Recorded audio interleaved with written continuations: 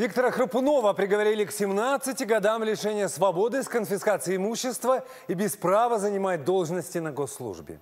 Решение заочно принял суд Алматы. Отбывать наказание беглый экс-аким должен в учреждении максимальной безопасности, а его супруге Лейле назначили 14 лет тюрьмы. Остальных 9 фигурантов дела освободили в зале суда из-за истечения срока давности. Что ты доволен? Приговор чем хорош? Все. Оценили мою работу. Спасибо. До свидания. Родственника Храпуновых Аяра Ильясова приговорили к 5 годам колонии общего режима.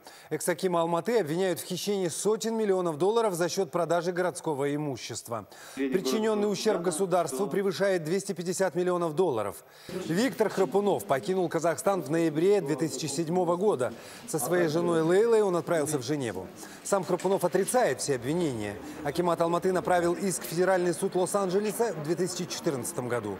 Читу вызывали на допрос в Казахстан, но они проигнорировали обращение. Сейчас 69-летний Храпунов с семьей живет в Швейцарии.